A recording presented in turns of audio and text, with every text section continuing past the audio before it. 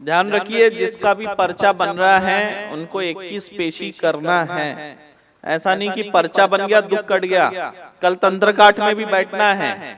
ये तो केवल स्कैनिंग है कि क्यों है, किस लिए है, कैसा है। और कल जो है इसका तंत्र काट होगा रात में, मतलब जो परेशानी है, तंत्र बाधा है, इसका काट किया जाएगा।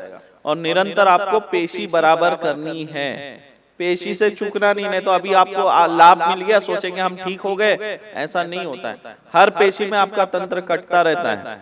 अगर आप पेशी को नजरअंदाज करेंगे तो जो मैंने अभी काट किया वो समस्या और आगे चल के बढ़ जाएगी, समझ रहे हैं। हमें निरंतर इसको काटते काटते खत्म करना है, तो इसलिए बराबर अपने पेशी पे आना है। देखिए आप लोग तो यहाँ हैं, लोकल लोग सोच रहे होंगे अरे कहाँ पेशी करे, तो आप देखिए इतने उदाहरण है, कोई बंगाल से है, कोई बिहार से है, कोई यूपी से है, लोग निरंतर पेशी के लिए आ रहे हैं। कोई देश के बाहर से भी आए हुए, नेपाल से भी लोग यहाँ आए हुए हैं, तो देश के बाहर से भी लोग आकर पेशी कर रहे हैं। तो पेशी बहुत जरूरी है, और जब आप 2-3 पेशी कर लोगे तो आपको खुद समझ में आएगा कि नहीं पेशी करना चाहिए और कितनी महत्वपूर्ण होती है।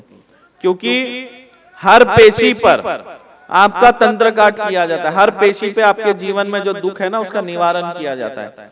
अब आप सोचिए, मैं आपको किसी धाम का नाम नहीं लूंगा, लेकिन अब जब आप धाम जाते हो ना, ये जो पर्चा लिखा जा रहा है, इस पर्चा को बनाने के लिए, केवल पर्चा जिसमें आपका कोई तंत्र काट नहीं होगा, कोई सोल्यूशन नहीं होगा, केवल इस पर्चा को बनाने के लिए 31,000 से लेके 1-1 लाख रुपए लोग लेते हैं।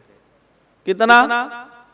31,000 से लेके 1-1 लाख रुपए लेते हैं। और निवारण के लिए अलग पैसा लगता है।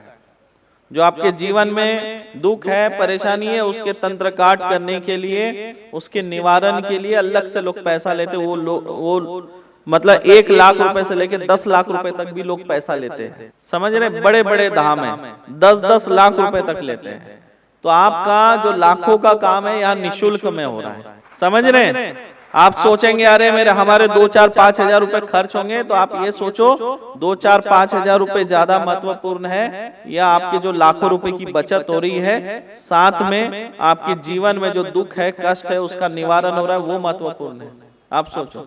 और ये जो तंत्र बाधा है, कष्ट है, इससे समय रहते मुक्ति पाना भी जरूरी है। जो इससे पीड़ित है उनको एक समय के बाद तो इलाज कराना ही है, लेकिन कुछ खोने से पहले इलाज कराना अच्छा है या खोने के बाद?